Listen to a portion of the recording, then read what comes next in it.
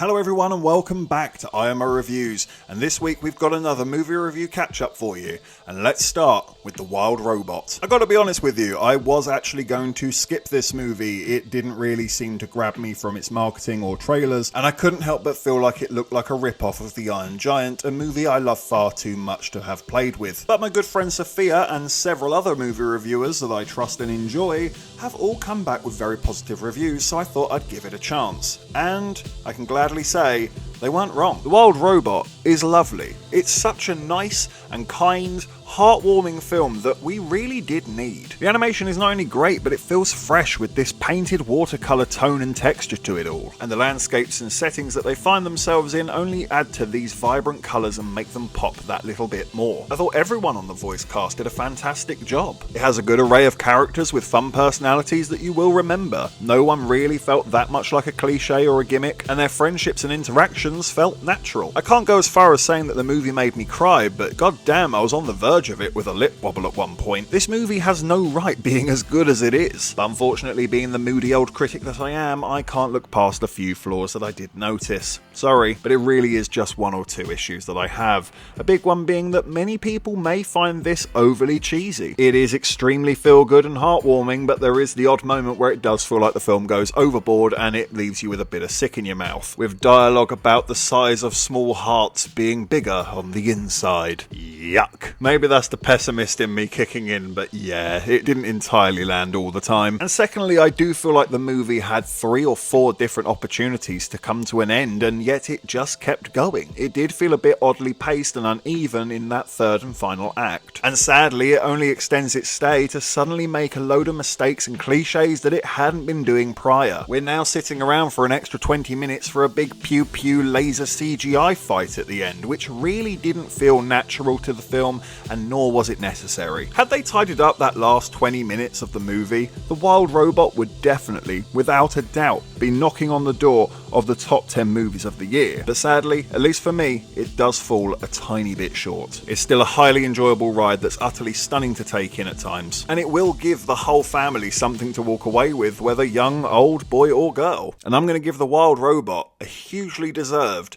8 out of 10. Next up was The Apprentice, where Sebastian Stan plays a young Donald Trump, and we watch the future American president rise to become the power that he is today, all whilst learning the dark arts of business from his lawyer, Roy Cohn. I gotta be honest with you guys, I really didn't want to review this movie. Anytime I touch a film of political nature in any way, shape or form, the internet loses its mind and just argues endlessly over the political stance of the film, rather than whether or not the film was any good or not. But then again, I wouldn't be doing my job if I was to ignore it. So I dove in head first, and I guess I'll just have to cross my fingers and say my prayers when we come to the comment section. Because sadly, The Apprentice really didn't work for me. And I do seem to be the minority on that. I've seen most people generally say middle of the road or really enjoyed it. Personally, I found it to be one of the most pointless watches of the year. I really don't know who this movie's for, and personally I can't see it doing well at the box office either, simply because of the controversial figure that Donald Trump is. He really is a figure that can split a room. The people who love Trump aren't going to come out and see this because the film does not portray him in the best light at all, and they are not going to want to see their Lord and Saviour be diminished in such a way. And the people who hate Trump aren't going to come out and see this movie either because they don't want anything to do with the guy and don't want to put their money towards anything attached to him. So who exactly is this for? As an Englishman with very little interest in politics of his own country, you can bet your bottom dollar I really don't give 2 shits about American politics at all. And if it was aimed at the neutrals like myself, well, I'm afraid it didn't work there either, because the film ultimately just plays out in such a generic and yawn-worthy fashion. If you've ever seen a movie where the young apprentice overtakes the wise old master, then yeah, you've already seen The Apprentice before. Because The Apprentice is a shoddily written, poorly paced,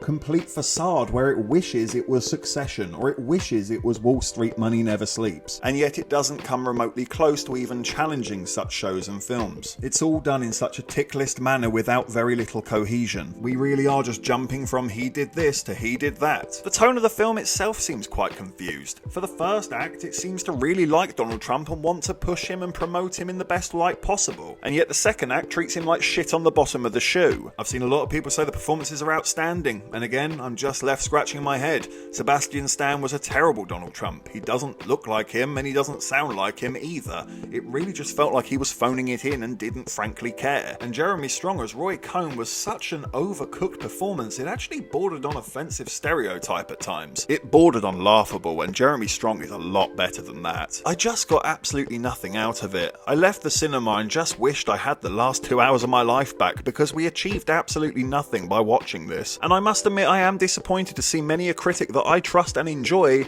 approach a review to this movie from a political aspect and a political aspect alone. Because truth be told, regardless of how you feel about Donald Trump, let's change this character to Bob Bobson. The film's still pretty damn bad and pointless. I'm going to give The Apprentice a 2 out of 10. Next up is Smile 2, the sequel to the surprise smash hit horror movie Smile, where this time the mysterious smiling demon taunts and follows a struggling pop star. I went into that original Smile movie expecting a car crash, and then it pleasantly surprised me. It's no masterpiece, but my god, it works a hell of a lot better than it really should, considering the antagonist of the series is just somebody smiling at you. It's impressive that this managed to get any legs under it at all, let alone be a half decent movie. And Smile 2 very much continues in the same vein. I was very pleasantly surprised to see how they managed to pull a new angle from this, and personally I like the narrative decisions that this sequel makes. It didn't tarnish any of the good work that the first movie had set up, and it tries its best to expand upon the story and keep it interesting. But I gotta be honest, Smile 2 worked best for me as a character study. I really like the main character of Sky Riley. I'm afraid I don't know the actress's name, I will have to put it up on screen in the edit, but she was great.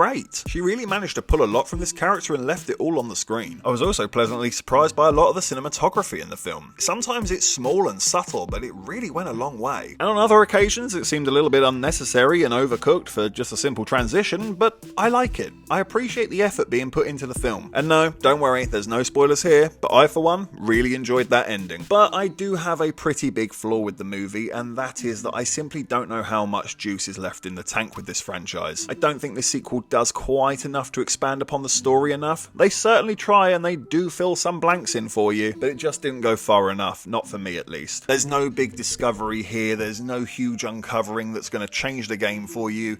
It's kind of rinse and repeat. If you have seen that first movie and you like that first movie, the sequel is very much just more of the same. And on one hand, that's great because the first movie ain't that bad, but equally they haven't exactly put their balls on the table and really gone for it either. So I'm going to give Smile 2 a 6 out of 10. And last but not least, it's a different man. Adam Pearson is a struggling actor mostly due to his facial disability. That is until he undergoes a radical new treatment that will change and heal his face into a new man. I am purposely being a little bit vague with that synopsis. I don't want to give away too much, and I think you should go into the movie blind if you can, as I did, because I was very pleasantly surprised by some of the narrative twists and turns that this movie offers. What I like most about A Different Man is the very fresh and honest approach to the subject matter on hand here, and especially with the pinch of humorous levity that the film consistently offers. I can't say the film made me laugh out loud, but there was the odd scene that definitely made me chuckle and smile. I thought the performances were outstanding as well. Everyone really does bring their A game, but Adam Pearson steals the show by quite some mile, and Sebastian Stan works with him and bounces off him perfectly. It's a really good combination. The characters are written very intricately and they have a very real sense of believability to them. Their emotions and their concerns are deeply recognised and they're brought to the forefront of the characters. I do unfortunately think the story becomes quite generic and obvious the longer that it goes on, and it does lose some of that interesting conversation that we started with, which might mislead a few audience members and leave them a bit disappointed that they started with what felt like a think piece and ended up being kind of a comedy. But on some level it does feel like the movie chickened out and ran away from the task at hand that it set itself up to deliver. I'm going to give A Different Man a 7 out of 10. Thank you for watching this review. Please be sure to hit that like button, hit the subscribe button if you haven't already, and please do hit the comment section as well. Have you seen any of the movies we've discussed today? What did you think about them? Let me know in the comments below. And of course, if you haven't had enough of this crazy ginger, we can always click on these suggested videos right here and get yourself lost in an IMO wormhole. But if not, take care, and I look forward to seeing you on the next review.